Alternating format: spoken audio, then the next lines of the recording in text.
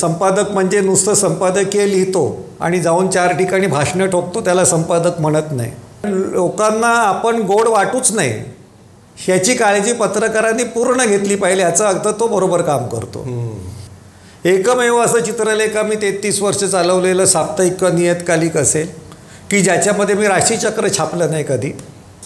कारण माझं असं म्हणणं वर्तमान जर पूर्णपणे सांगता येत नाही तर लोकांचं भविष्य कशाला झक मारायला सांगायची. तर पुण्याला गेलो तर सहज वाक्य बोलता बोलता म्हणतात ना, पुणे ही आपली ही पुण्यनगरी आहे किंवा काय ते विद्येचं माहेर आहे आणि बाकीचं काय चोरांचं माहेर आहे का. आर्थिक भ्रष्टाचाराशिवाय मानसिक भ्रष्टाचार हा भयानक आहे. तो मानवतेला काळीमा फासणारा आहे. आपलं मनुष्यपण घालवणार आहे. ह्यांचं संपूर्ण मुसलमानीकरण झालेलं आहे हिंदुत्ववाद्यांचं आणि ख्रिस्तीकरण झालेलं आहे. हे ओरिजिनल आता राहिलेलेच नाही आहे की त्यांनी बांग ठोकली हे सकाळी 5 वाजता माईक लावून घंटा वाजवणार. अक्कल ती काय त्यांची जेवढी आहे तेवढीच तुमची ना. ते बाबरी मशीद पाडायला रयत शिक्षण संस्थेची 200 शिक्षक सुट्टी घेऊन यावेत ह्यासारखी शर्मिंद करणारी गोष्ट कुठली. भिडे किती हरामखोर आहेत, किती हरामखोऱ्या करतो, एकबोटेची व्यवस्था काय आहे, सगळं आम्ही लिहिलेलं आहे.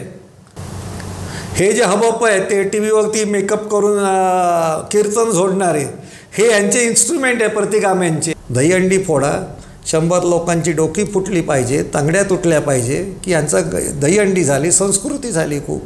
लक्ष्मीबार फोडत फोडतच गिरगावपासून बदलापूर आणखीन विरारपर्यंत गेले ना. नमस्कार. मोदी अमित शहांचं पर्व आपल्या देशात सुरू झालं 10-1 वर्षांपूर्वी आणि त्यानंतर भारतीय पत्रकारितेचीच एकूण जी अधोगतीचा प्रवास सुरू झाला, एकूण जी अवनती झाली त्याचे आपण सगळेच जण साक्षीदार आहोत.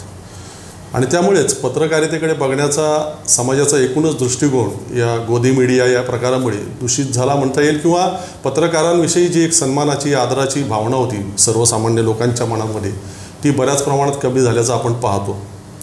अशा काळामध्ये महाराष्ट्रामध्ये एका पत्रकाराने मी आता माझं काम थांबवतो, किती वर्ष हे काम करायचं असा निर्णय जेव्हा जाहीर केला त्यावेळेला जी सुजाण मराठी जनता या महाराष्ट्रातली आणि महाराष्ट्राबाहेर विखुरलेली ते सगळे अस्वस्थ झाले, काहीसे कष्टी आणि दुःखी झाले की त्यांनी तो निर्णय घेऊ नये, त्यांनी लिहित राहावं. आणि याच्यामागचं कारण होतं की सलग 3-4 दशकं मागची या महाराष्ट्रातील पुरोगामी चळवळ असो, पुरोगामी सुधारणावादी विचारांची माणसं असो, संस्था असो, या सगळ्यांना आपल्या लेखणीतून आणि आपल्या वाणीतून मोठं बळ देण्याचं काम या पत्रकारांनी केलं आणि ते आता आपल्यापासून दुरावलं जाईल ही शंका लोकांच्या मनात निर्माण झाली आणि लोक अस्वस्थ झाली. ही इतकी लोकप्रियता आणि इतकं प्रेम ज्यांना लाभलं म्हणजे आचार्य यात्रे वगैरे हे सगळं आपण ऐकलेलं आहे, वाचलेलं आहे, त्यांना प्रत्यक्ष पाहण्याचा योग आला नाही आपल्याला. परंतु आजच्या काळामध्ये लिखाणाच्या ताकदीवर आणि वाणीच्या ताकदीवरती तमाम मराठी माणसांमध्ये लोकप्रियता मिळवलेले निर्भीड आणि ज्येष्ठ पत्रकार चित्रलेखाचे संपादक सन्माननीय ज्ञानेश महाराव सर आज आपल्यासोबत आहेत. नमस्कार. आणि अभिव्यक्तीच्या दृष्टीनं अतिशय अभिमानाचा आणि सन्मानाचा क्षण आहे असं माझं स्वतःचं प्रामाणिक मत आहे. सर, ज्या पत्रकारांना मोदी शहांची लाचारी करायची नव्हती, संघ भाजपची लाचारी करायची नव्हती किंवा त्यांचा अजेंडा पुढं नेण्यात मदत करायची नव्हती ते स्वतःहून बाजूला झाले किंवा त्यांच्या संस्थांनी त्यांना बाजूला केलं. तुमच्या बाबतीत जे काही वाचण्यात आलं, जे ऐकण्यात आलं तसं नव्हतं. तुम्हाला पूर्ण स्वातंत्र्य होतं आणि तुम्ही तुमच्या मनाप्रमाणे काम करू शकत होतात. तरीसुद्धा तुम्ही थांबण्याचा निर्णय घेतला. हे फारच म्हणजे आश्चर्यकारक आणि काहीसं धक्कादायक वाटतं. काय तुमची भूमिका होती? स्वाभाविक आहे, जे जर इतरांना जर त्याचा इतकं जर वाईट वाटलं असेल तर मलाही वाटणं हे स्वाभाविक आहे. परंतु 2020मध्ये जून 2020मध्ये माझ्या वयाला 60 वर्ष पूर्ण झाली. आम्ही जेव्हा तरुण असताना आम्ही इतरांना म्हणायचो हे गोविंद तळवळकर 65 वर्षापर्यंत आहे, अजून 70 वर्षापर्यंत नोकऱ्या करतात, पदं सांभाळतात, मग आपण आपला अधिकार काय तिथे राहायचा. आणि ह्याची प्रक्रिया ही 2015पासून सुरू झाली होती. 2015मध्ये चित्रलेखाला 25 वर्ष पूर्ण झाली. तेव्हाच मी माझ्या मालकांना सांगितलं होतं, चित्रलेखाचे जे मालक आहेत मौलिक कोटक, त्यांना सांगितलं होतं की मी इथून पुढे ही जबाबदारी सांभाळणार नाही. त्यांनी सांगितलं ठीक आहे, तुमचं म्हणणं योग्य आहे, पण इतर कोणीतरी माणूस द्या, तुमच्या ताकदीचा द्या. तर मी त्यांना सांगितलं व्यवसाय तुमचा आहे, आणखीन मी तिथे एक काय म्हणतात काम करायला आलेलो आहे, तर तुम्ही शोधलं पाहिजे. ते म्हणाले नाही, हे चित्रलेखा तुमचं आहे, तुम्ही वाढवलेलं आहे, त्याची जबाबदारी तुमच्यावरती आहे. मी 5 वर्षामध्ये खूप जणांना प्रयत्न केले. सगळ्यांना भरल्या ताटावरचं असं पाहिजे असतं. मी जेव्हा चित्रलेखामध्ये आलो तेव्हा चित्रलेखा शून्य होतं मराठी. त्याची सुरुवातच मी केली. अनेकांना आता सांगितल्यानंतर धक्का बसेल, मी 85 सालामध्ये पत्रकारितेमध्ये आलो आणि संघाचं मुखपत्र, राष्ट्रीय स्वयंसेवक संघाचं मुखपत्र विवेक साप्ताहिक, त्याचा मी 4.5 वर्ष संपादक होतो, सहसंपादक होतो. त्याच्यानंतर मी चित्रलेखामध्ये आलो. ते सुरू करायच्या आधी 3 महिन्यापासून मी तिथे होतो. त्याचं संपूर्ण जी तयारीची प्रोसेस आहे मी केली. आणखीन अनेक त्याच्यामध्ये अडचणी आहेत. त्या अडचणी पार करत करत आम्ही एक चित्रलेखाचं नाव मिळवलं. संपादक म्हणजे नुसतं संपादकीय लिहितो आणि जाऊन 4 ठिकाणी भाषणं ठोकतो त्याला संपादक म्हणत नाही. संपादक जो असतो तो स्वतः आलेला प्रत्येक गोष्ट एडिट करतो, त्याच्यात कमी असेल त्याच्यात भर टाकतो, अनावश्यक गोष्ट काढून टाकतो. हे कोणी कोणाला सांगितलं ते मला सांग, त्याची जी प्रायव्हसी असेल ती मी ठेवीन, इथपर्यंत त्याची क्षमता पाहिजे. ह्या पद्धतीने मी पत्रकारिता केली. त्यामुळे ह्या चौकटीमध्ये राहण्याचं खूप कठीण कर्म अनेकांना वाटलं. त्यामुळे 2015पासून मी माणसं शोधायला लागलो. पण मला वाईट असं वाटतं की नाही तसं होत, कारण त्यांना दुरुस्त करता करता मी थकून गेलो. 2020 जेव्हा आलं तेव्हा त्यांनी सांगितलं की आता तू काय करायचं महाराव, 10 वर्षाचं तरी कॉन्ट्रॅक्ट करा. तर मी म्हटलं मी कॉन्ट्रॅक्ट करणार नाही. आणि त्यावेळी मी लोकांनाही सांगितलं की माझं कार्यकाल संपलेला आहे, परंतु मी तोपर्यंत मी जवळजवळ 31 वर्ष माझी झाली होती. म्हटलं पत्रकारितेमध्ये 31 वर्ष संपादक राहणं हे खूप कठीण आहे. पण अनेकांची शिव्याशाप खात राहिलो, त्याच्यामुळे तंदुरुस्त राहिलो चांगला. कारण लोकांना आपण गोड वाटूच नाही ह्याची काळजी पत्रकारांनी पूर्ण घेतली पाहिजे. याचा अर्थ तो बरोबर काम करतो. तर लोकांना वाटलं की आपण ह्याला मॅनेज करू शकतो, महाराव काय करतील, ऐकतील. हे शक्यच नाही होणार कधी. जे कोणाला तरी सांगितलं कोणी, मी खरंच पैसे घेतले कोणाकडनं लिहिलं तरी माझ्या शत्रूला पण ते खरं वाटणार नाही की बाबा हे सांगतात ते खरं सांगतात. ते काय असून दे, आजपर्यंत घेतले नसतील ना, इथून पुढे घेतले आनंद आहे, चला आता तरी काहीतरी नीट ठीकठाक करतील. आपल्याला कोणी मॅनेज करू शकत नाही. अत्यंत जर्नलिझम जी असते ती पत्रकार जो असतो तो समजून घेतो, समजावून सांगतो, एवढंच त्याचं काम असतं. आणि संपादकाचं काम आहे तुम्हाला काय वाटतं तेवढं मत सांगा. पण गेले काही वर्ष आपल्याकडे सरमिसळ झाली. कॉलम लिहिणारे नटनट्या आल्या, त्यांना स्वतःला लिहिता येत नाही. घोस्ट रायटिंगचं प्रमाण वाढलं. संपादकीयसुद्धा कॉन्ट्रॅक्ट बेसिसवरती बाहेरून लिहून घ्यायला लागले. त्याच्यामुळे मग माणसं मिळणार कुठे. संपादक हा फक्त शोभेची भावली राहिला ना. तो त्याला काय वाटतं तेवढंच, तो त्या आपल्या पेपरमध्ये काय येतं हे तो वाचत पण नाही. एकमेव असं चित्रलेखा मी 33 वर्ष चालवलेलं साप्ताहिक नियतकालिक असेल की ज्याच्यामध्ये मी राशीचक्र छापलं नाही कधी. कारण माझं असं म्हणणं, वर्तमान जर पूर्णपणे सांगता येत नाही तर लोकांचं भविष्य कशाला झक मारायला सांगायची. बरोबर. आधी पहिलं वर्तमान काय ते सांगता येत नाही, ते लपत छपत काहीतरी नटवं करून द्यायचं, हा एक भाग. आणि दुसरं, 33 वर्षामध्ये मी अशी कुठलीही टीप टाकली नाही की इथे ह्या चित्रलेखात छापलेल्या प्रत्येक गोष्टीची संपादक सहमत असतीलच असे नाही. ही पळवाट असेल ते मी कधीच हे केलं नाही. मला सहमत असल्याशिवाय मी छापणारच नाही असं माझं ठाम मत होतं. आता मी ज्या बैठकीमध्ये मी स्वतःच तयार झालेलो असेल तर मी माणूस निवडताना तसंच निवडणार ना. बरं, कंपनीने सांगितल्यानुसार मी थांबलो. म्हटलं कॉन्ट्रॅक्ट करणार नाही. पण त्यावेळी कोरोनाचा काळ सुरू झाला होता, डिजिटल चालू होतं. तर म्हटलं एकदा प्रिंटिंग सुरू झालं की मी 5 अंक सेट करून देईन आणि नंतर मी मोकळा होईन. तर मग ते होता 5चे जवळ 50-100 अंक झाले तरी मी थांबलो. नंतर 15 ऑगस्टला आपला स्वातंत्र्य दिन 75वा होता. तेव्हा असं म्हटलं की आपला स्वातंत्र्याचा झेंडा फडकवूया, मोकळे होऊया. तर तेव्हा पण नाही झालं. मग दिवाळी आली, ते म्हणाले की किमान थोडे दिवस थांबा. मग अजून डिसेंबर महिना आला, ते 22चा शेवटचा अंक जो आम्ही काढला, 26 जानेवारी 26 डिसेंबर 2022, त्यावेळी मी सांगितलं आता मी थांबणार नाही. तरी त्यांची खूप इच्छा होती की मार्चपर्यंत तरी थांबा. मी म्हटलं शक्य नाही आहे. कारण का एकदा तो निर्णय आपण केला की लोकांना पण वाटतं की हे महारावसुद्धा असं मध्ये मध्ये काहीतरी पुढे सोडतात का. पण ओपन होतं. ज्याला काम करायचं तो आजही त्यांच्याकडे गेला. आणखी मला चित्रलेखा काम करायचं आहे, मला संपादक ठेवायचं, ते हो म्हणतील. फक्त ते जसं करत होते तसं तुम्ही केलं पाहिजे, ही अट त्यांची नक्की असेल. कारण ही त्यांची अट होती बरोबर की आमच्या फॉर्मॅटमध्ये तुम्ही या. कारण मराठी पत्रकारिता ते माणूस होतं, सोबत होतं, हे सगळे एसे रायटर होते. त्याला पत्रकारिता म्हणत नाहीत. ते कुठेतरी जायचं आणि गडगड करून लिहायचं. आपल्याकडे रिपोर्टाच अनिल अवचटांचं म्हणून खूप गाजलं जातं, पण त्याला रिपोर्टाच म्हणायचं तर साप चुकीचं आहे. आता शेंगदाणेवाल्याची मुलाखत घ्यायची आणि 6 महिन्यांनी दिवाळी अंकात छापायची, त्याला रिपोर्टाच म्हणत नाही. रिपोर्टच्या पलीकडे जाऊन जो डिटेलिंग होतं त्याला रिपोर्टाच म्हणतात आणि तो त्यावेळेचा त्यावेळी करावा लागतो. आम्ही तो केला म्हणून तो चित्रलेखाचं इतकं त्याचं मार्केट आलं, लोकांपर्यंत पोचलं. आणखीन मला असं वाटलं की आपण जेवढं करायचं तेवढं आपण केलं. पण सर, इतक्या घटना खळबळजनक म्हणा किंवा अस्वस्थ करणाऱ्या मागच्या काही कालावधीमध्ये, म्हणजे या वर्षाच्या सुरुवातीपासून घडत गेल्या, समजा आता मणिपूरचं प्रकरण आहे, महाराष्ट्रात हे जे काय सगळं राजकीय घोळ चाललं आहे, किंवा आता हे काल मुंबईमध्ये मराठी माणसाला डावलण्याचा प्रकार वगैरे असो, मग हा शिवशिवत नाही? पत्रकारिता माझी लेखनातली संपली असेल, पण मला वाटतं लोकांच्या मनातली संपली नाही. लोक ज्यावेळी प्रश्न येतील त्यावेळी लोक म्हणतील आज महाराव असले असते तर काय लिहिलं असेल, आणि त्यांना त्यांची उत्तरं त्यांच्या डोक्यामध्ये नक्की तयार झालेली असतील. माझा आता 1-2 महिन्यापूर्वी बालगंधर्वमध्ये पुण्यामध्ये सत्कार झाला. हाऊसफुल थिएटर होतं. माझ्या आधी म्हणजे शरद पवार उपस्थित होते, तेव्हा मोठे नेते, त्यांनी माझी पत्रकारिता बघितली.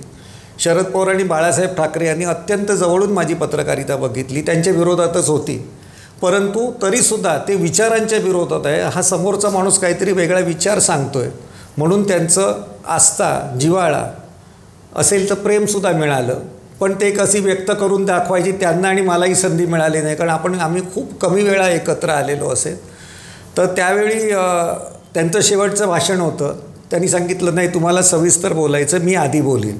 खरं त्यांच्यासारखा मोठा एक राष्ट्रीय नेता, त्यांनी माझ्यासाठी आधी आपण बोलायचं, आणखीन तुम्ही नंतर बोला म्हणून सांगितल्यानंतर त्यांच्या भाषणात ते असं म्हणाले की महारावांनी पत्रकारिता थांबवली, हे खूप नुकसानकारक झालं आणि हे चुकीचं त्यांनी केलं. अजून ते खूप करू शकले असते. मी माझ्या भाषणात सांगितलं अजिबात नाही आहे. पत्रकारिता माझी लेखनातली संपली असेल, पण मला वाटतं लोकांच्या मनातली संपली नाही. लोक ज्यावेळी प्रश्न येतील त्यावेळी लोक म्हणतील आज महाराव असले असते तर काय लिहिलं असेल, आणि त्यांना त्यांची उत्तरं त्यांच्या डोक्यामध्ये नक्की तयार झालेली असतील. म्हणून मी तिथेच ते प्रात्यक्षिक एक दाखवलं की पत्रकारिता जिवंत राहते कशी करणाऱ्या माणसाची. तर मी म्हटलं आता मी तुम्हाला दाखवतो की म्हटलं माझ्या नाटकामध्ये संत तुकाराम नाटकामध्ये, जुन्या 1912 सालातलं नाटक आहे जे आम्ही रंगभूमीवरती आणलं 100 वर्षानंतर. तर त्या नाटकामध्ये तो मंबाजी तुकारामांना सांगतो की शाप आणि उशाप देण्याचा अधिकार फक्त आम्हा ब्राह्मणांनाच आहे, तू द्यायचं नाहीस. तर तेवढ्यात तुकाराम, ते मी तुंबाजीची भूमिका करतो तिथे, मंबाजीचा पंटर, तो तुकाराम तुंबाजींना विचारतात हे ठरवलं कोणी, तर मी सांगितलं त्यांचं त्यांनीच. त्याच्यानंतर मंबाजी काहीतरी अजून परत एकदा सांगतो, अभंग कवन तुम्ही करायची नाही, कुणब्यांनी करायची नाही, हे करायचा अधिकार फक्त आम्हा ब्राह्मणांचा आहे. तुकाराम महाराज मला माझ्याकडे बघून विचारतात हे ठरवलं कोणी, तर मी सांगितलं त्यांचं त्यांनीच. त्याच्यानंतर ती रंभा सांगते, रंभा आणि तो बोलत असतो तेव्हा तो मंबाजी सांगतो तिला की संत असं दुसरं कोणालाही होता येत नाही, संत होण्याचा अधिकार फक्त आम्हा ब्राह्मणांचा आहे. ती म्हणते ठरवलं कोणी, मी सांगतो त्यांचं त्यांनीच. त्याच्यानंतर तो मंबाजी अडचणीत येतो आणि तो पंडितराव सरदार असतो, त्याला तो सांगतो की बघा तुम्ही पण ब्राह्मण आणि मी पण ब्राह्मण, ब्राह्मणांनी ब्राह्मणाची हत्या करू नये असं शास्त्र सांगतं. तेवढ्यात हिरोजी विचारतो मला हे ठरवलं कोणी, त्यांचं त्यांनीच. हे 3-4 वेळा झालं. म्हटलं आता तुम्ही सांगा की पुलवामामध्ये 41 जवान शहीद झाले, त्याचा बदला म्हणून बालाकोट ऑपरेशन झालं. बालाकोट ऑपरेशन झाल्यानंतर आमच्या संरक्षण मंत्र्यांनी, गृह खात्याने, प्रधानमंत्र्यांनी जाहीर केलं की 350 पाकड्या आम्ही मारून टाकले. हे मोजले कोणी? लोक म्हणाली त्यांचं त्यांनीच. तुम्ही नोटा बदलल्यानंतर हे सगळं दहशतवाद बंद होईल हे ठरवलं कोणी? लोक म्हणाली त्यांचं त्यांनीच. सगळ्या गोष्टी केलेल्या आहेत हे त्यांचं त्यांनी. नवीन संसद बांधायचं हे ठरवलं कोणी? त्यांचं त्यांनीच. उद्घाटन करायचं कोणी? त्यांचं त्यांनीच. तो सेंगोल आणायचा कोणी? त्यांचं त्यांनीच. लोकांनी वाटला, लोकांची आयुष्याची बर्बादी झाली तरी चालेल, पण मी जगभर फिरणार हे ठरवलं कोणी? लोक म्हणाली त्यांचं त्यांनीच. हजारो कोटी रुपयाचा NPA करून टाकला. लोकांना कर्ज बुडवून जे बाहेर पडाले त्यांना संपूर्ण सूट दिली त्या बँकांना हे ठरवलं कोणी? त्यांचं त्यांनीच. लोकांना म्हटलं ही पत्रकारिता अशी असते. लोकांना फार सांगायची गरज नाही. आपण जर 33 वर्ष तर खरंच काम केलेलं असेल काही चांगलं, तर लोकांच्या मनामध्ये ती पत्रकारिता डेव्हलप झालेली असणं. आपण बियाणं टाकलं, नांगरणी केली, मशागत केली, आता पिकं तर त्यांनीच फुलवलं पाहिजे ना. सर, हे सगळं ऐकताना आता एक गोष्ट प्रकर्षानं जाणवली की अनेक आपले संत, आता संत तुकारामांचा तो तर तुमच्या आवडीचा विषय आहे, परंतु अनेक संतांनी त्यांच्या काळामध्ये समाज सुधारणेचे विचार मांडले. अनेक समाजसुधारकांनी इथे प्रबोधनाचं मोठं काम केलं, प्रसंगी प्राणाचं मोल दिलं. अगदी दाभोळकर, पानसरे ही तर अलीकडची उदाहरणं आहेत. तुमच्यासारखी माणसं आहेत की ज्यांनी 3-4 दशकं सतत प्रबोधनाचं काम करत राहिले. एकूण महाराष्ट्राचं आजचं चित्र पाहताना मात्र असं प्रकर्षानं जाणवतं की इतकं प्रबोधनाचं मोठा वारसा आणि मोठी कामं सगळी झालेली असताना आणि करत असताना महाराष्ट्र आज सनातनी विचारांच्या मागे, कर्मकांडांकडे आणि असा वळताना का दिसतो? काय यामागचं कारण असेल? कुठे कमी पडलो आपण? मला असं वाटतं, एक छान वाक्य आहे बाळ कोलटकरांचं, वाहतोय दुर्वांची जोडीमध्ये. ते असं सांगतात की दुर्गंधी जी असते ती 5 किलोमीटरवरून हवेनी नाकापर्यंत सहज येते, पण सुगंधासाठी कानातला फाया अत्तराचा नाकापर्यंत नेण्याची सुद्धा आपण तसदी घेत नाही. मुळात लोकांना वाईट गोष्टींची चटक, आवड पटकन लागते. समाजसुधारक इतके झाले हे कौतुकाने सांगायची गरज, म्हणजे सांगायची गोष्ट नाही आहे. आपल्याला एखादा सुधारक, एखादा संत पुरेसा वाटत नाही का? आपण 10-15 संत झाले, इतके समाजसुधारक झाले, तरीसुद्धा आपण असे कसे? ह्याचं कारण मुळात माणसांना लबाड्या करायची, स्वार्थ साधायची सवयच आहे. खरं माणसाची ओळख अशी खूप एका इंग्रजी वाक्यामध्ये छान केलेली आहे. Human is a social and rational animal. माणूस सोशल असतो. आता आपण 4-5 जण जमलेलो आहोत, सोशल आहोत. रॅशनल व्हायचं असतं आपल्याला, आणि रॅशनल करण्याची प्रक्रिया आपण कायम स्वरूपात चालू ठेवली पाहिजे. आपल्याकडे सगळ्या गोष्टी भावनिक लेवलला बघितल्या जातात, बौद्धिक लेवलला बघितलं जात नाही. त्यामुळे मग संत झाले, सुधारक झाले, त्याची परत एक बाजार मांडायचा. मग त्यांच्या समाध्या, त्यांची स्थानं, त्यांची तीर्थस्थानं, तिथे गेले की गोष्ट झाली. त्याची गोष्ट असं होतं की मग होतं की औषध आहे म्हणून आजारी पडायचं, की इथे सगळी पापं करायची, चुका करायच्या, आणि बाबा का बुलावा आला म्हणून गुरुवारी शिर्डीला जायचं, वर्षभर काय पाहिजे तसं नाचायचं, आणि आपल्या आषाढीची किंवा कार्तिकीची वारी केली की सगळे वारकरी झाले, शुद्ध झाले. ह्या आपण त्याचा एक स्थानमात्म्य, व्यक्तिमात्म, स्थानमात्म्य करतात. मुळात लोकांना संघर्ष करायचे. शिवाजी महाराजांच्या काळामध्ये आपण असं म्हणतो की किती सुधारक त्यांच्याबरोबर मावळे होते? एक 5 किंवा 10% असतील. आजही जशी परिस्थिती आहे, एवढी लोकशाही आहे, लोकशाहीचा लाभ इतक्या लोकांनी घेतलेला आहे, तरीसुद्धा प्रत्यक्ष लोकशाहीवरती आघात होतो हे सांगणारे खूप कमी लोक आहेत तुलनात्मकदृष्ट्या, आणि ते कमीच असणार नेहमी. पण ती लोक जे काम करतात त्याचा प्रभाव प्रचंड असतो. तसं मावळे असतील किंवा सत्यशोधक असतील, महात्मा फुलेंबरोबर बाबासाहेबांचे अनुयायी असतील, काय ते समता सैनिक, शाहूंचे जे सत्यशोधक होते, त्यांची संख्या किती होती? खूप कमी होती. आणि राजकीय ताकदीवरती जितकं त्यांना लोकांना प्रभावित करता येईल तेवढं केलेलं आहे. पण लोकांना मुळातच इकडची आपली जी रचना आहे त्याच्यानुसार लोकांना लबाड्या, स्वार्थ सहजपणे जे मिळत असेल ती घेण्याची एक सवय आहे. आपल्याकडे जे बौद्धिक किंवा विचारवंत म्हणतात, ते विचारवंतांनी आपली एक स्वतःचं एक बुवाबाजी तयार केलेली आहे की माझं तुम्ही ऐका. मग जसं नेता सांगतो माझं ऐका, देव आमचा देव मोठा, आमचा प्रांत मोठा, या अहंकारामध्ये सगळी लोकं सापडलेली. आणि त्याच्यामुळे जे प्रतिगामी लोक आहेत त्यांचं सहज फावतं. जे आपण पुण्याला गेलो तर सहज वाक्य बोलता बोलता म्हणतात ना, पुणे ही आपली ही पुण्यनगरी आहे, किंवा काय ते विद्येचं माहेर आहे. आणि बाकीचं काय चोरांचं माहेर आहे का? तिथे आपल्या मराठवाड्यात गेला, मराठवाडा म्हणजे संतभूमी, बाकीची राहिलेला महाराष्ट्र चोरांची भूमी, असं काही नाही आहे. ह्या खोटे खोटे अहंकार आम्ही पैदा केले, वाढवत गेलो आणि त्याच्यामधून जी बुवाबाजी, जी परत विचारांची बुवाबाजी तयार झाली, त्याच्यातून हे लोकांमध्ये जे खरं पोचायचं आहे ते पोचलंच नाही. मी सांगतो तो महात्मा फुले ऐका.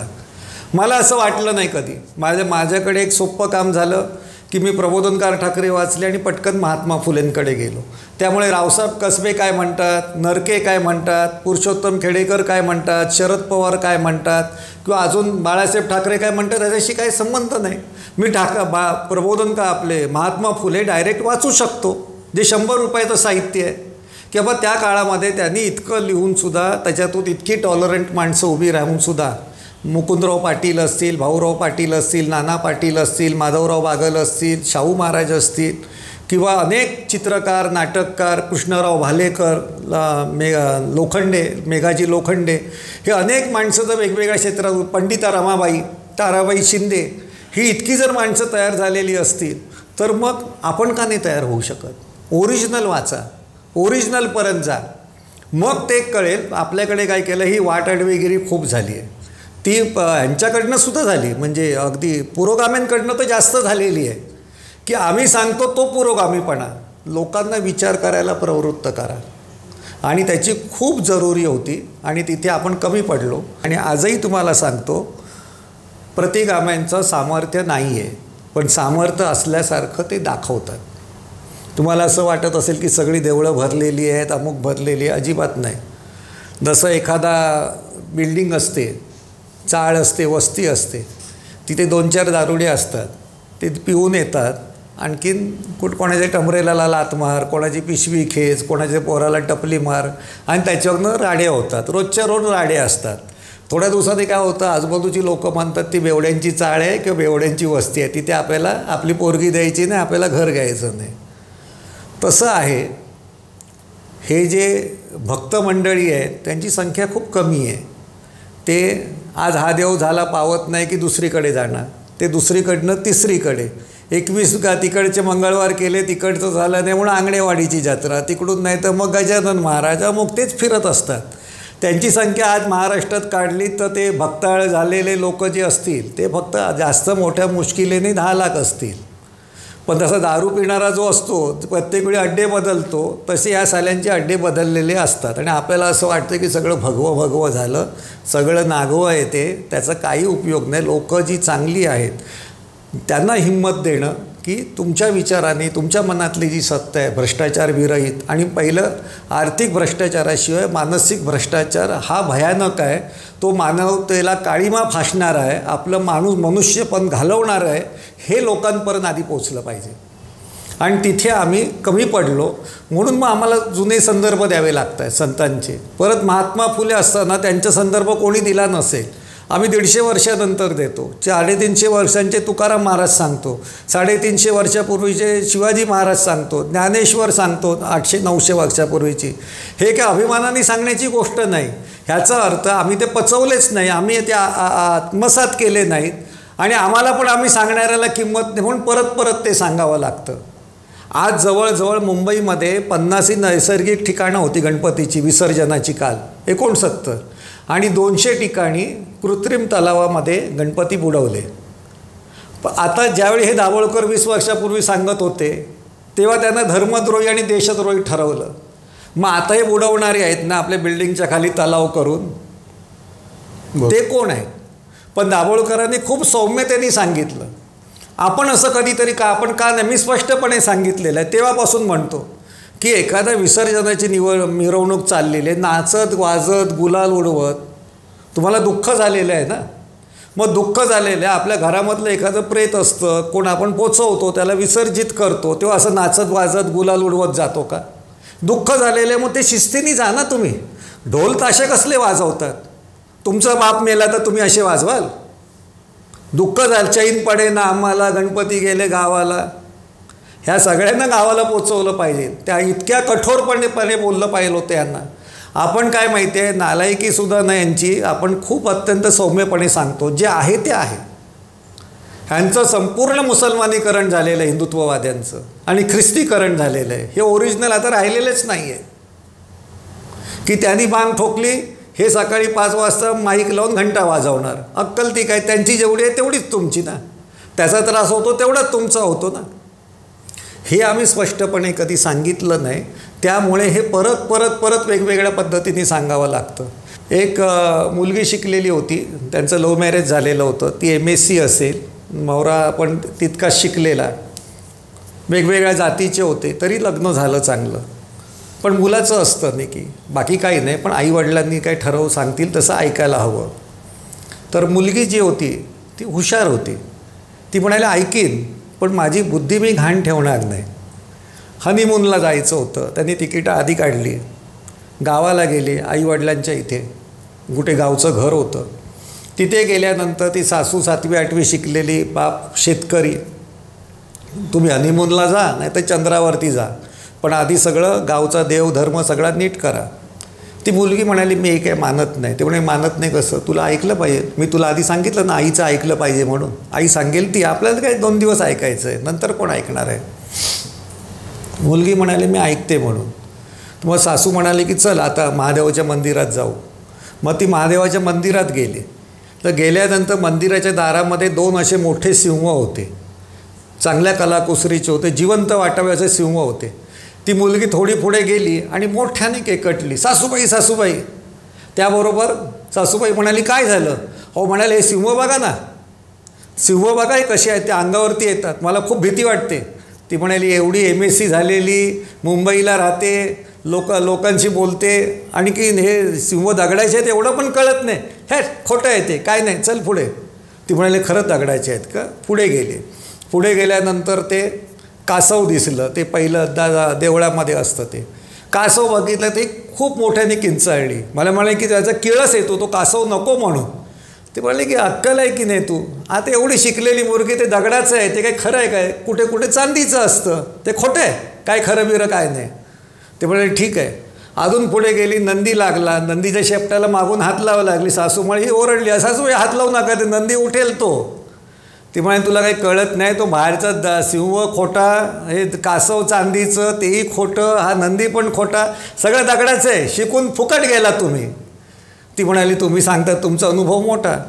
आल्यानंतर मग पुढे आतमध्ये देवळामध्ये गेले. तिथे पिंड होतं शंकराचं, पिंड होतं. म्हणे याला हे पाया पड. तर म्हणे कशाला पाया पडायचं, नाही ते देव आहे तो, शंकर आहे, शंकराचा आहे, शंकर आहे तो. तो म्हणे कशाला पाया का पडायचं ते सांगा ना. ते म्हणाले की देव आहे त्याला पाया पडलं पाहिजे. तर म्हणे दगडाचं आहे, त्याला काय पाया पडून उपयोग आहे.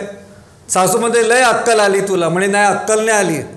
बाहेर सिंह खोटा, तो दगडाचा, कासव खोटं, ते पण दगडाचं, नंदी खोटा, ते पण दगडाचं, आणि हाच खरा कसा तुम्ही सांगतात, कशाला पाया पडायचं, मी तुमच्या पाया पडीन. सासू हुशार होती, कमी शिकलेली होती. ती म्हणाली की मला हे कोणी सांगितलं नव्हतं, मला तू आज सांगितलं, मी तुझ्या पाया पडेल. पण आपली सुशिक्षित लोकं असतात, तीच लोकं ह्या खोट्या गोष्टी जास्त लोकांच्यामध्ये पैदा करतात. बापरे, मला आणखीन आता या अनुषंगाने आणखीन एक विचारावं असं वाटतं, तुमचं मत जाणून घ्यायला मला आवडेल या बऱ्याचशा गोष्टी ऐकल्यावरती. की जेम्स लेन प्रकरण वगैरे, तर तुम्ही महाराष्ट्रभर फिरून त्यावेळेला सगळे लोकांना जागृत केलं की हे काय नालायकपणा सगळा चालला आहे. तुमची भाषणं आणि तो सगळा झंझावात सगळ्यांनी अनुभवलेला आम्ही त्यावेळेला. आतासुद्धा हे भिडेंसारखी, संभाजी भिडेंसारखी माणसं किंवा त्या मिलिंद एकबोटेंसारखी माणसं इतिहासाचा विपर्यास करून लोकांना सांगत बसतात, स्वातंत्र्य चळवळीचा विपर्यास करून तरुणांसमोर मांडत बसतात. असं असताना आणि त्याविषयी अनेकदा समाज माध्यमांमध्ये चर्चा होत असताना की हे चुकीची माणसं आहेत, तरी पण लोक यांच्या पाठीशी इतक्या मोठ्या संख्येने का असतात, आणि त्यातही विशेषतः बहुजन तरुण त्यांच्या पाठीशी असल्याचं म्हटलं जातं. आणि फार मोठा त्याच्यातून आता मध्ये साताऱ्याला जे काय 2-3 प्रकार घडले, अशा प्रकारांमध्ये वाढ होत चालली. याच्याकडे कसं बघता तुम्ही, कुठे चुकतं हे? बहुजनांचं आपण बहुजन म्हणतो तेव्हा मराठा समाज आपण लक्षात घेत नाही. मराठा समाज आणि OBC समाज, आज आम्ही नेहमी पहिल्यापासून जसं अभ्यास करायला लागलो ते लक्षात आलं की जे बुद्धिस्ट झालेले जे आहेत त्यांनी आपला उत्कर्ष वेगळ्या पद्धतीने करून घेतला. आता त्यांच्याकडे सुद्धा इथे जशी भटशाही आहे तिथे सुद्धा भंतेशाही सुरू झालेली आहे. बाबासाहेबांनी सांगितलं होतं बुद्ध कसा स्वीकारायचा. बुद्ध आणि हीच धम्मा नावाचं पुस्तक लिहिलं. कारण त्यांनी आधी सांगितलं होतं, जेव्हा दीक्षा घेतली तेव्हा बुद्धम शरणम गच्छामी त्यांना मान्य होतं, धम्मम शरणम गच्छामी त्यांना मान्य होतं, आणि नंतर जेव्हा संगम शरणम गच्छामी आले तेव्हा बाबासाहेब थांबले आणि ते म्हणाले, संघामधली लोकं जर तेवढ्या ताकदीची आणि कुवतीची नसेल तर मी शरण का जायचं. म्हणून मग माईसाहेब आंबेडकरांनी त्यांना सांगितलं की तुम्ही ह्या विषयावरती पुस्तक लिहा. तेव्हा बुद्ध आणि हीच धम्मा नावाचं पुस्तक लिहिलं. तर तिथेही आता भंतेशाही आलेली आहे, तिथूनही फॉरेनवरनं पैसा येतो. परंतु सोशलदृष्ट्या, सामाजिकदृष्ट्या, वैचारिकदृष्ट्या अत्यंत सक्षम असलेला बुद्धिस्ट समाज आहे. ह्याचा अर्थ दोष नाही असं नाही, दोष भरपूर आहे, पण तो एका अवस्थेतून गेल्यामुळे त्यांना वास्तवाला सामोरं जायची क्षमता आहे. OBC जे आहेत, आणखीन मराठा समाज आहे, हे भिडे किंवा एकबोटे ही नावं आहेत, नुसती अशी सांगण्यासारखी नावं नाही आहेत. तर ती ब्राह्मण नावं आहेत. आणखीन त्यांचे पूर्ण वेळ काम आहे आणि त्यासाठी ते वेळ देतात, कुजबूज करतात. एक तर बहुजन समाजामध्ये OBC समाज हा स्कॅटर आहे, मराठा समाज हाही स्कॅटर आहे. स्कॅटर म्हणजे कोकणातला मराठा घाटावरच्या मराठ्याला दुय्यम समजतो, घाटावरचा मराठवाड्याला अजून दुय्यम समजतो, मराठवाड्यातला खानदेशाला दुय्यम, विदर्भाला ते कुणबी म्हणून नाकारतात. असे आंतरविरोध खूप आहे. हे सगळ्या समाजामध्ये आहेत. ब्राह्मणांमध्ये तर 26 जाती आहेत, पोट जाती आहेत, उपजाती आहेत, आणखीन ते आहेच स्कॅटर, हे सगळंच आहे. परंतु ब्राह्मण म्हणून भिडे किंवा एकबोटे ज्या पद्धतीने लोकांना गुलामी करण्याचं काम करतात, माझं म्हणणं गुलामी नसेल, पण तुम्ही त्यांना सजग करण्याचं काम आपल्याकडे कुठेही होत नाही, समाज म्हणून होत नाही. त्यांना असं वाटतं की आपला समाज मोठा आहे, आपल्याला कसली भीती. मोठा समाज जो असतो तो बेफिकीर असतो, आणि जो छोटे समाज असतात, पारशी समाज हा छोटा असल्यामुळे ते आपल्या संरक्षणाची आणि सुरक्षितेची पूर्ण काळजी घेतात. मग तो आपला माणूस कोण भिकारी होऊ नये, त्यांच्या ट्रस्टच्याच बिल्डिंग्स असतात, त्याच्यामध्ये माणशी एकप्रमाणे एक ब्लॉक देतात ते त्यांना, असं पूर्ण त्यांनी व्यवस्था केलेली आहे. ब्राह्मण समाज पण 3.5% आज तुम्ही दादरमध्ये बघितलं तर जवळजवळ ब्राह्मणांच्या 10 संस्था मिळतील तुम्हाला. सावरकर स्मारक आहे, दादर माटुंगा कल्चर सेंटर आहे, दादर आपलं हे ब्राह्मण सेवा संघ आहे, ब्राह्मण सहाय्यक संघ आहे, त्यांच्या वेगवेगळ्या नावांनी ते वावरत असतात. वनिता समाज आहे, तुम्ही पार्ल्यात जा. बाकीची लोकं जी आहेत त्यांना हे सवयच नाही आहे की संस्थात्मक काम कशासाठी करायचं. त्यांचं संस्थात्मक काम केलेलं आहे. त्याच्यातले जवळजवळ सगळे ब्राह्मणांचे हे RSSशी अटॅच असलेले आहेत. पूर्ण वेळ द्यायला त्यांच्याकडे माणसं आहे. ते जे काय करतात ते त्यांच्या सुरक्षितेसाठी करतात, हे आपण पहिल्यांदा लक्षात घेतलं पाहिजे. ती सुरक्षा सगळ्या पद्धतीची आहे. आपल्याला 4 मोलकरणी मिळायची असेल भांडी घासायला तर सुद्धा गरीब लोकांना ठेवलं पाहिजे, इथपर्यंत त्यांनी विचार केलेला आहे. आज कोकणामध्ये वाडी वस्त्यातल्या शाळा बंद झालेल्या आहेत. त्याचं कारण आहे, मुलं शिकली तर आम्हाला कामाला माणसं कुठे मिळतील शेतात. आजच मिळत नाही तर उद्या अजून काय मिळतील ट्रॅक्टर चालवायला आणि इतर गोष्टीसाठी. तिथपर्यंतचा त्यांनी विचार केलेला आहे. आणि सुरक्षितता कशामधून येते तर आता लोक मागचं जसं तुम्ही संस्कृतीच्या गोष्टी सांगाल रामाच्या गोष्टी तर कल्पनेतल्याच गोष्टी आहे. तो मानवी जीवनाचा इतिहास नाही. रामायण महाभारत हा काय मानवी जीवनाचा इतिहास नाही, ते रामायणामध्येच सांगितलेलं आहे आणि महाभारतामध्येच सांगितलेलं आहे. परंतु जर तुम्ही नसलेल्या गोष्टी आहे म्हणून संस्कृतीच्या नावाने सांगत असाल तर 5-25 वर्षापूर्वी किंवा 2-250 वर्षापूर्वी काय केलं ह्याची पण परतफेड करावीच लागणार ना. ती नुसतं स्वातंत्र्यवीरांची नावं देऊन त्याच्यातनं सुटका होणार नाही. कारण आज जी जातव्यवस्था आहे ते काही लोक म्हणतात जातव्यवस्था ही अर्थकारणाचं कारण होती. अजिबात नाही. जातव्यवस्था ही जातच होती, दुसऱ्याला तुच्छ लेखण्यासाठीच होती. ती बेसिक होती म्हणून त्याच्यामधून तसं झालं. नाही तर अर्थकारणामधून असेल तर सगळ्याच जाती श्रीमंत झाल्या असत्या. विशिष्ट जातच कशाला श्रीमंत झाली असती, विशिष्ट जातच मराठ्यांच्याचकडे कशा जमिनी आल्या असत्या. हे मुळात आपण लक्षात घेतलं पाहिजे. जात व्यवस्था कधीच चांगली नव्हती, त्याचं कधीच समर्थन करता येऊ शकत नाही. ती त्या काळात होतं, या काळात होतं. ह्यांना सतत असुर खाल्लेल्याचं पोट दुखतं म्हणतात तसं आहे. तुम्ही काय केलं हे तुम्हालाही माहिती आहे ना. इतिहासाची पानं दोन्ही बाजूनी चालतात ना, एकाच बाजूनी नाही चालणार. तुम्ही सांगतात तोच इतिहास असेल अजिबात नाही मानणार. लोकांना आपल्या दुःखाचं कारण कळतं आहे आणि लोक दुःखाचं कारण शोधतात. आज जी जातीनुसार जी गरिबी आहे ती गरिबी जातीनुसारच जास्तीत जास्त आहे. त्यांच्या आईवडिलांनी नादानी केली होती, नालायकपणा केला होता, व्यसनाधीन होती म्हणून ते गरीब झालेले नाही आहेत. त्यांना गरीब ठेवलं गेलं आहे. माझ्या जिंकूया दाही दिशा नाटकामध्ये वाक्य शाहू महाराजांच्या तोंडामध्ये आहे की हे जे गरीब झालेले आहेत, जे गरीब झाले ते गरीब असे सहज झालेले नाही. त्यांच्या डोक्यामध्ये जातीयतेचा खिळा ठोकला.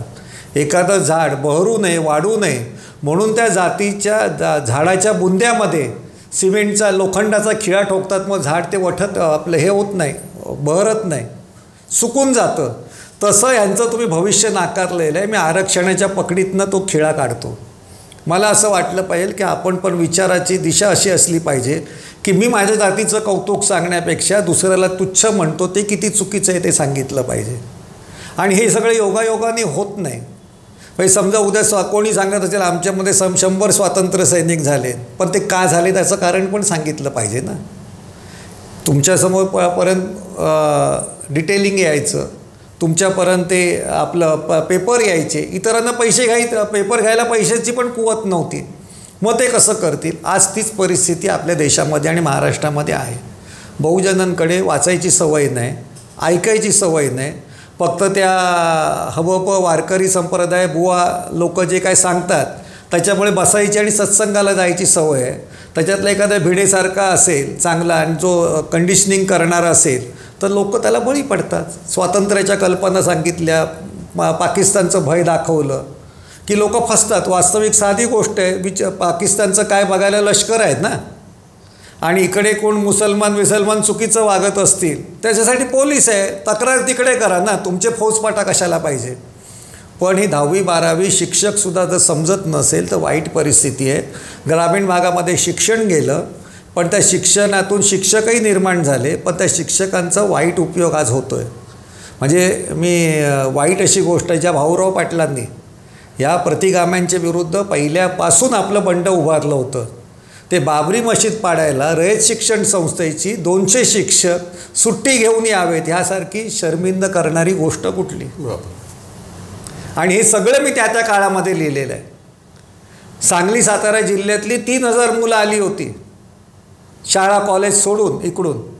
कशी जाऊ शकतात? मग हे आजचं नाही आहे दुःख, हे तेव्हापासूनचं आहे. आणि हे त्यावेळी आम्ही लिहिलेलं आहे. भिडे किती हरामखोर आहेत, किती हरामखोऱ्या करतो, एकबोटेची व्यवस्था काय आहे, सगळं आम्ही लिहिलेलं आहे. पण तेव्हा आता जे पत्रकार ऊर बडवतात की आमच्यावरती अन्याय झाला, आम्हाला इकडून काढून टाकलं, तिथून काढून टाकलं, तेव्हा ते काय करत होते? त्यांच्याकडे यंत्रणा होत्या. ते का नाही तुटून पडले त्यावेळी? तेव्हा असं म्हणत होते महाराव काय ते मराठ्यांच्याच बाजूने बोलणार, इथपर्यंत नालायकीपणा केला. आज तुम्हालाच सांगावं लागतं ना की संभाजी ब्रिगेडच यांना सगळ्यांना उपयोगी पडेल. मग तेव्हा 2005 सालामध्ये 2004मध्ये घटना घडली, भांडारकरवरती त्यांची कारवाई केली, त्यावेळी त्यांना तुम्ही तालिबानी कसं म्हटलं? बरोबर.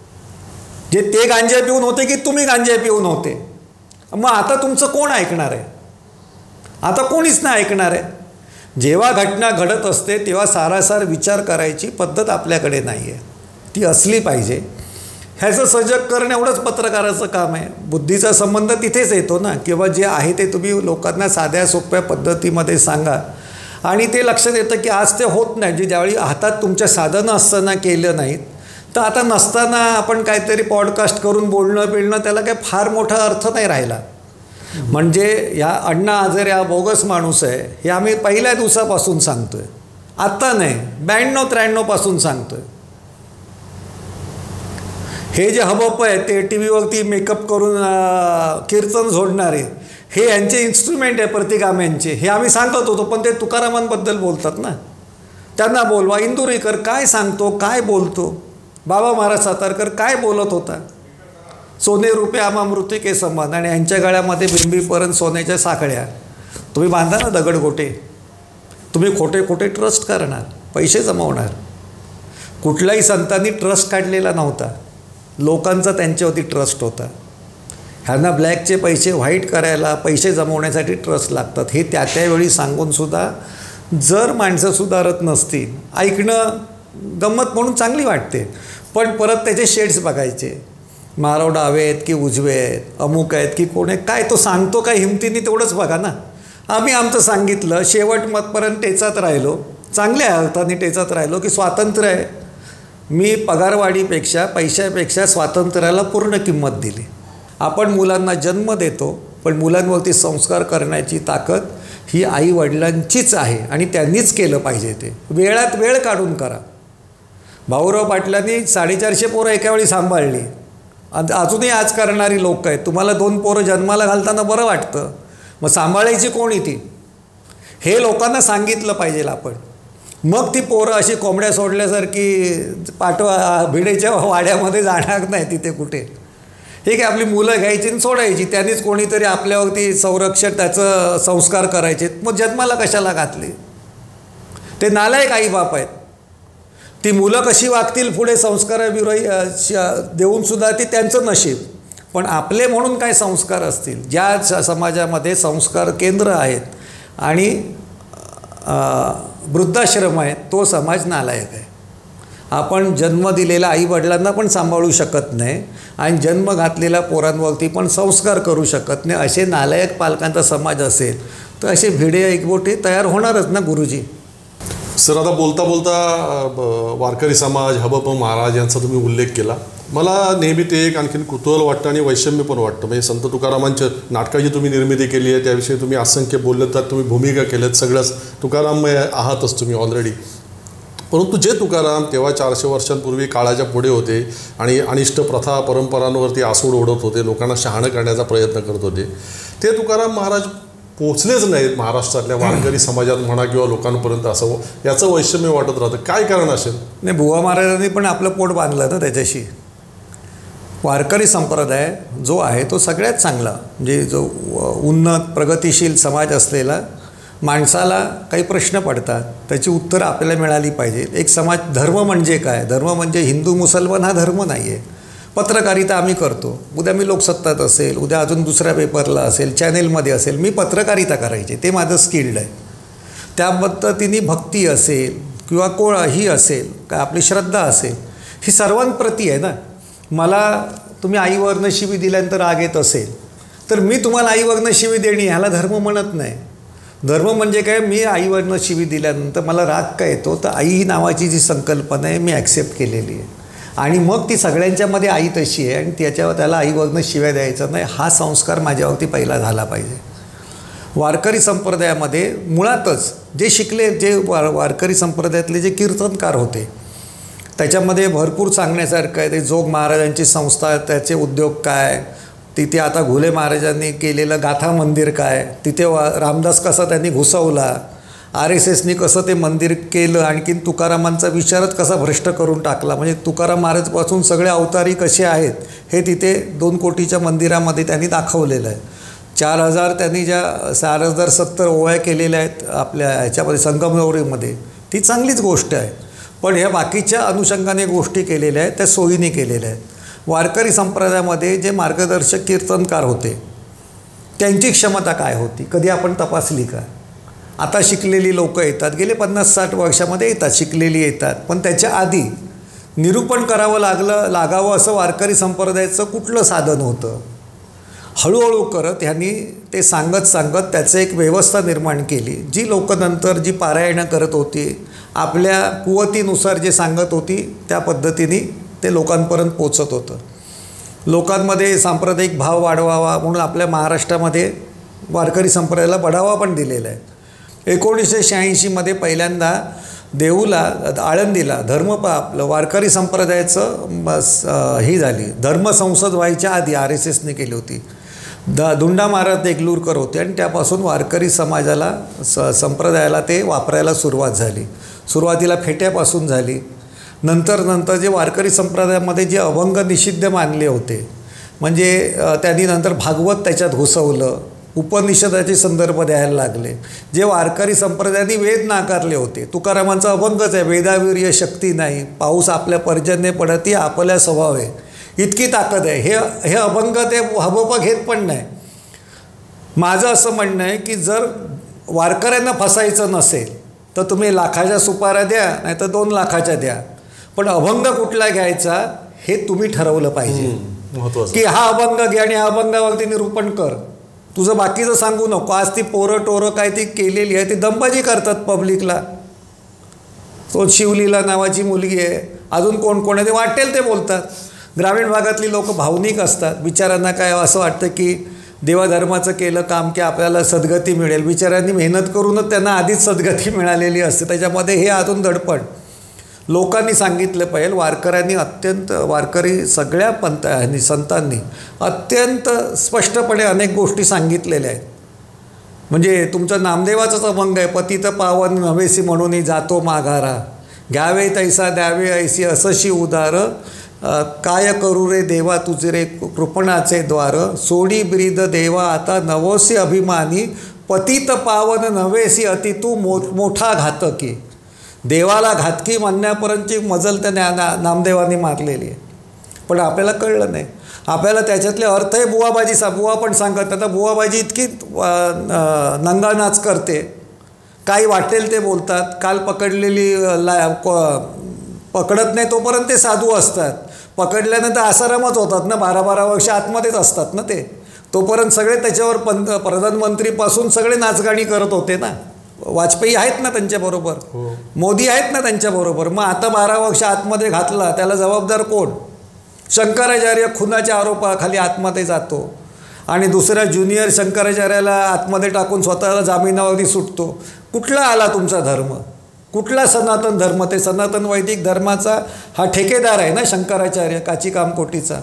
ह्याच्यावरती कुठलाही पेपरवाला किंवा आता जे बडबडतात ते बोलत नाही, ह्याच्यावरतीच बोला. तुकारामांचं अभंग आहे, ऐसे कैसे झाले भोंदू कर्म करोनी म्हणती साधू. वारकऱ्यांनी सांगायचं ना, ह्याच्यावरती बोल, इतके साधू पकडले जातात, आम्ही कशी भक्ती करावी? त्याच्यावरती कोण बोलत नाही. त्याच्यामध्ये गंमत अशी आहे, त्यांनी काय लिहिलेलं आहे तुकोबांनी, ऐसे कैसे झाले भोंदू कर्म करोनी म्हणती साधू.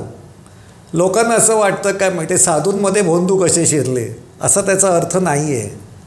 ऐसे कैसे झाले भोंदू कर्म करोनी म्हणती साधू. जे हरामखोर पहिले भोंदूच असतात आणि साधू म्हणून मिरवतात आणि आपल्याला अर्थ उलटे सांगितले जातात. त्यांना असं म्हणता आलं असतं ना, ऐसे कैसे झाले भोंदू, ऐसे कैसे झाले साधू कर्म करोनी होती भोंदू. सोपं आहे ना. मग त्यांनी जे स्पष्टपणे सांगितलं, ऐसे कैसे झाले भोंदू कर्म करोनी म्हणती साधू, म्हणजे तुम्ही काय ते छाछू करतात, मग स्वतःला मोठं काहीतरी समजतात, आणखीन साधू म्हणून मिरवतात आणि शेवटी ते उघडे पडतात.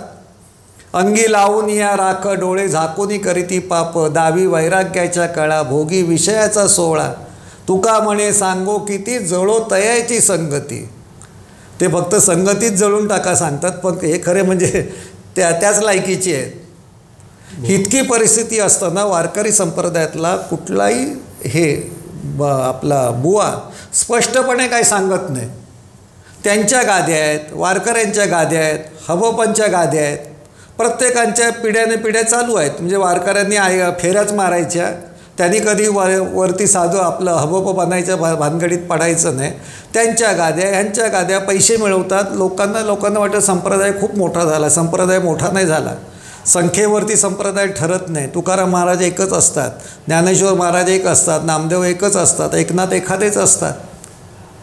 4-5 याच्यामधून एवढा संप्रदाय झालेला आहे. विचारांचं काय त्याच्यातलं, हा भाग महत्त्वाचा आहे असं मला वाटतं. आणखीन तिथून जे व्हायला पाहिजे होते सुधारणा, ती झाली नाही. आणि त्याचा पुढचा भाग हा आपल्या गाडगे महाराजांनी केला, तो स्वीकारला गेला नाही. गाडगे महाराजांच्या नावाने आता विद्यापीठ उघडलं असेल, बाकीच्या सगळ्या गोष्टी झाल्या, रस्त्याला नावं असतील, चौकाला नावं असतील, पण त्यांनी किती साध्या सोप्या शब्दांमध्ये सांगितलं. ते कीर्तनामध्ये जमवायचे. ते जिथे कीर्तन असायचं देवळासमोर कीर्तन ठेवायचे. लोक यायची, लोकांना विचारायचे कीर्तन कशासाठी आलं आहेत? कीर्तनाला आलं आहेत. कीर्तनात काय मिळतं? देव मिळतो. देवळात येऊन काय मिळतं? देवदीप मिळतो, बघायला मिळतो, अनुभवायला मिळतो. मग आता म्हणे देवळात देव आहे, तो दिसतो का? मग तो सांगायचे दिसत नाही, काळोख झालेला असायचा. मग ते सांगायचे बबन्या उठ, दिवा लाव. मग बबन्या दिवा लावायचा. दिवा लावल्यानंतर ते पोचले की विचारायचे लोकांना, आता देव दिसतो का? देव दिसतो. देव दिसतो म्हटल्यानंतर म्हणायचं देव कसा दिसला? तर म्हणे दिवा लावला म्हणून. दिवा कशाने लावला? तर दिवा काडीने लावला. मग दिवा मोठी की काडी मोठी? लोक म्हणायची काडी मोठी. मग काडी कोणी लावली? बबन्यांनी लावली. मग काडी नीट लावावी लागते ना, ती दिव्यालाच लावावी लागते. मग अक्कल कोणाची जास्त, बबण्याची की दिव्याची? तर लोक सांगायची बबण्याची अक्कल. मग ज्या देवाला स्वतःच्या हाताने दिवा लावता येत नाही त्याच्यासाठी बबण्या लागतो. मग बबण्या मोठा की देव मोठा? तर बबण्या मोठा. म्हणे कशाला झक मारायला इथे आला, दादा घरी चला म्हणून. गाडगे महाराजांनी काम जे केलं तर त्याच्यामध्ये बेसिक नॉलेज इतकंच आहे, त्याच्यात ज्ञान इतकंच आहे एका वाक्यात, की तुम्ही प्रकाशाच्या मागे जाऊ नका, स्वतः प्रकाश मानवा. अत्त दीप भव, स्वतः प्रकाश मानवा. तुम्हाला बुद्धी त्याच्यासाठी दिलेली आहे ना. हे अडाणी शिकलेल्या, एकही दिवसाच्या शाळा न शिकलेल्या माणसांनी केल्यानंतर हे PhD वाले, हे माशेलकर बिशेलकर आपले सोवळी घालून जे देवळाची पूजा करतात, तो भटकर आहे परम कॉम्प्युटरवाला, जे तत्त्वज्ञान सांगतात, ह्यांची पात्रता ती काय? हे महाराष्ट्रभूषण कसं ते म्हणजे कसं समाज नालायक नाही बनणार मला सांगा ना. हे अंबाबाईच्या आरत्या करणार, हे आळंदीला जाऊन नाचगाणी करणार. हे आपल्याला बदललं पाहिजे. ते खूप मोठे आहेत, शहाणे आहेत असं समजू नका. त्यांच्या उलट मोठेपणाचा वापर त्यांनी स्वतःच करून दिलेला आहे या सगळ्या व्यवस्थेला. स्पष्टता कुठेही नाही त्यांची. आणि आपण हे विज्ञानाचा लाभ ते घेतात. आपल्या विज्ञानाचा लाभ पोचवलेला आहे, पण त्याचा वाईट उपयोग करण्यासाठी आपला उपयोग होतो. मग ती ह्याची गायत्री मंत्राची जी टून बनवतील, फॅक्समधनं गणपती दूध प्यायला म्हणून लोकांना कळवतील, ह्याच्यामधून अजून काहीतरी वेगवेगळ्या उपासना सांगत राहतील मोबाईलमधनं. हे त्यांचं उद्योग आहे. त्याच्याबद्दल वारकरी संप्रदायाचं काही मत नाही, कारण इतकं त्यांच्यामध्ये बधिरता आलेली आहे. आणि जे कोण करतायत त्यांना धर्मद्रोही देवद्रोही ठरवलं की सगळं सोपं होऊन जातं ना. पण त्या सगळ्यामध्ये आपला समाज, बहुजन समाज, मराठा समाज, कोण अजून इतर समाज आहेत, लुटला जातो, ह्याचा विचारही करत नाही. मराठी माणसाच्या हिताचं राजकारण वर्षानुवर्ष करत राहिले. इथे संघटना अनेक शिवाजी महाराजांचं नाव घेऊन, संभाजी महाराजांचं नाव घेऊन. आणि आता परिस्थिती आपण बघतो की गेल्या काही दिवसांमध्येच, फार मागे जाण्याची पण गरज नाही, काही परप्रांतीयांनी इथे मराठी माणसांना मारहाण केली. जय श्रीराम म्हण, नाही तर मग असं म्हणून त्याला मारहाण केली. परवाचा मुलुंडचा प्रकार तर ताजा आहे की तुम्हाला इथे ऑफिस दिलं जाणार नाही वगैरे. हे सगळं कसं बघता तुम्ही? कुठे गेलं हे सगळं? इतिहास घडविला इथे, मंत्र स्वातंत्र्य दिला भारती, याच यशाचा धडा शिकविते माझी मराठी माती. अभिमान डिवचना याल, हा बदला वया भूगोल, तर शिवबाचा हा लाल, शत्रूचा होईल कर्दन काळ. गरजेल पुन्हा धावेल, होऊनी सह्याद्रीची सेना, देश रक्षणा अर्पिन प्राणा, हाच मराठी बाणा. हा मराठी बाणा जर आपण रुजवला असता, आणि कोळी डान्स बेळी डान्स काय ते शांताबाई नाचली, आणि आता काय ते आमच्या बाप्पाचा गणपती आणला, काय ते पप्पांनी गणपती आणला. अरे आणला तर बुडवला कशाला ना? मग हे प्रश्न पडले पाहिजेत ना. पण आपण त्या सगळ्याचा विसरून आपण ह्या नवीन भ्रमामध्ये अडकलेलो असल्यामुळे असे मराठी माणसांना जोडे खावेच लागणार. जे कायम नशेत असतात की नाही त्यांना वर्तमानाचं भानच नसतं ना. दहीहंडी फोडा, 100 लोकांची डोकी फुटली पाहिजे, तांगड्या तुटल्या पाहिजे की यांचा दहीहंडी झाली, संस्कृती झाली खूप. दिवाळीचे फटाके फोडा, लक्ष्मी बार फोडायचे. तुमच्या घरात लक्ष्मी राहणार कशी? मग तुम्ही बदलापूरपर्यंतच जाणार ना. लक्ष्मी बार फोडतच गिरगावपासून बदलापूर आणखीन विरारपर्यंत गेले ना. जर पैसा साठवला असता, नीट केला असता, तर ही परिस्थिती आज आली नसती ना. माझं म्हणणं त्याच्यासाठी काही प्रश्नांवरती एकत्र असलं पाहिजे. मृणाल गोरेसारख्या बाई होत्या की ज्या बाईमुळे आज संपूर्ण उपनगरामध्ये जे पाणी मिळतं ते केवळ मृणाल गोरेंमुळे मिळतं. पण आपण लाभार्थी तितके गद्दार आहोत की नाही? त्या मृणाल गोरेचं काय नाही, तिच्या ब्रिजला नाव काय दिलं असं विचारणारी लोक आहेत.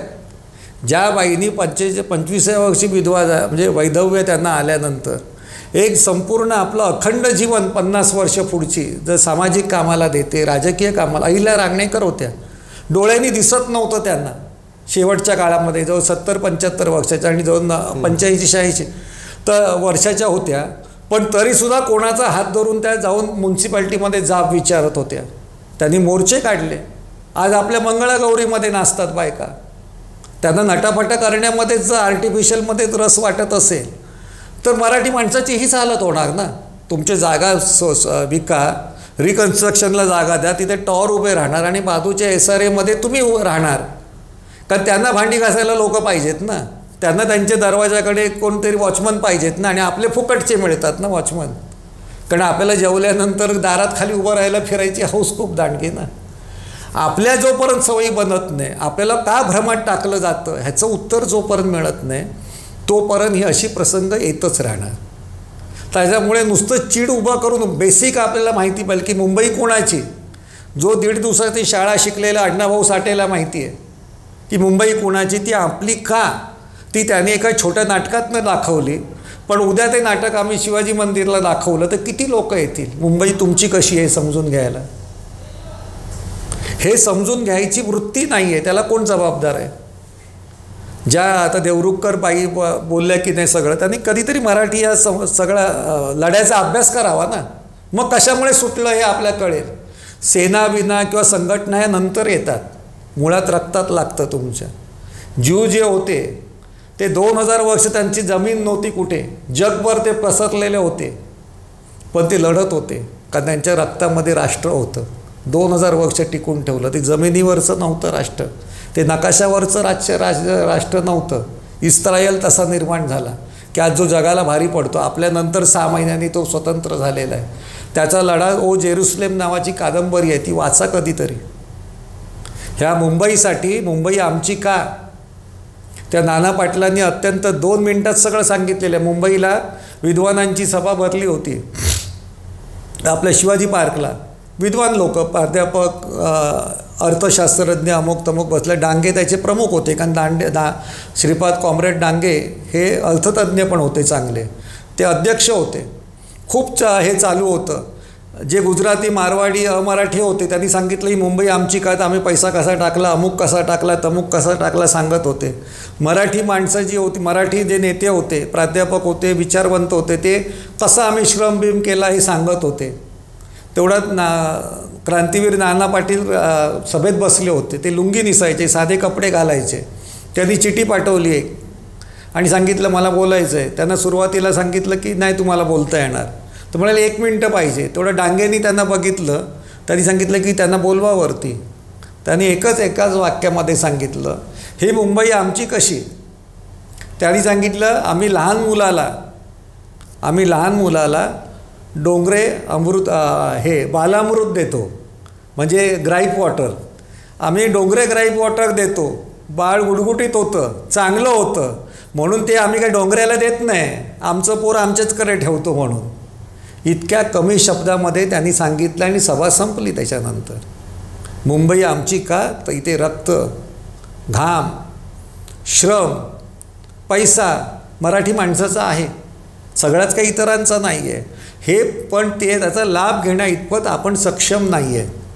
आजही मराठी माणूस त्याचा टक्का मुंबईमध्ये जास्त आहे, पण तो स्कॅटर आहे, तो आर्थिकदृष्ट्या सक्षम नाही. आणि जे सक्षम झालेले आहेत ते 2 BHK वाले, 3 BHK वाले मराठी भरपूर आहेत, पण त्यांचं कॉस्मोपॉलिटी पण इतकं आता झालेलं आहे की ते हिंदुत्वाच्या सुद्धा वरती स्वतःला समजतात. आणि त्यांना हे देव, धर्म, संस्कृती ह्याच्यामध्ये खूप रस आहे. ते दाखवतील ग्राहकपेठमध्ये आम्ही किती फिरतो, मराठी कसं खातो, दिवाळी कशी साजरी करतो, उत्सव कसे करतो, मिसळ उत्सव कसे भरवतो. पण तो भाग सगळा आपल्याच माणसाला गिराईक बनवण्याचा आहे. दुसऱ्याला गिराईक बनवावं इथपर्यंत आपल्याकडे क्षमता नाही आहे. त्याचं कारण तो इतिहास आपल्याला माहिती नाही.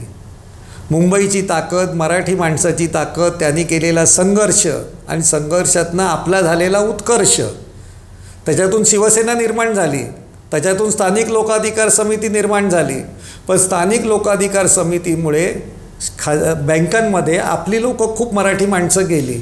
आज तीच लोक परत त्या गुजराती मारवाड्यांच्या ताब्याला लागून हिंदुत्ववादाच्या गोष्टी करतायत, सांगतायत.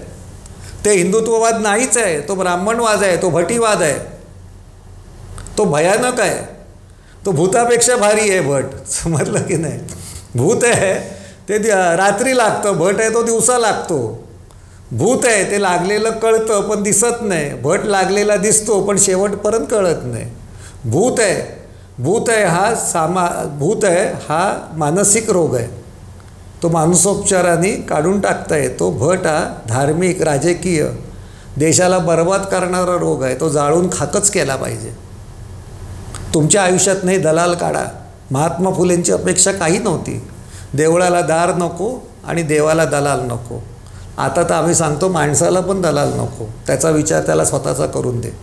आमचा धर्म आम्हाला कळतो, आमची भाषा आम्हाला कळते, आमचा प्रांत आम्हाला कळतो, आमचा उत्कर्ष आम्हाला करून घेता येतो. त्या क्षमतेने आपण पुढे गेलं पाहिजे असं मला वाटतं. काही याच्यावरती अधिक भाष्य करण्याची माझी स्वतःची कुवतही नाही आणि त्याची गरजही नाही. अभिव्यक्तीवरती आत्तापर्यंत जे काही संवादाचे आपण कार्यक्रम केले, जे विचार देण्याचा प्रयत्न केला, त्या सर्वांवरती कळस चढवणारा असा हा संवाद होता किंवा हे जे विचार होते महाराव सरांचे ते तुमच्यापर्यंत पोहोचवण्याचं काम केलं आहे. चिंतन होईल, मनन होईल अशी अपेक्षा आहे. सर, मनापासून मी आपला आभारी आहे. आणि अभिव्यक्ती चॅनेलचे सर्वांनी त्यांना सहकार्य करा. जास्तीत जास्त सबस्क्रायबर व्हा, लाईक करा. इतर काही करता आली असेल तर मदत काय करता आली तर मदतही करा, कारण हे खूप खर्चिक आहे. माझ्याकडनं त्यांना जितकी मदत करता येईल ते मी सर्वतोपरी करीन. परंतु इतर काय आपल्याला मदत सहकार्य करता आलं असेल आणि अशा विचारांनी जे काम करत असतील त्यांना माझं सहकार्य लोकांनाही माहिती आहे की कायम राहिलं, पण तुमचंही असलं पाहिजे. आणखीन अधिकाधिक अभिव्यक्ती चॅनेल हे मोठं हो, अधिक व्यापक हो असं मला वाटतं. धन्यवाद.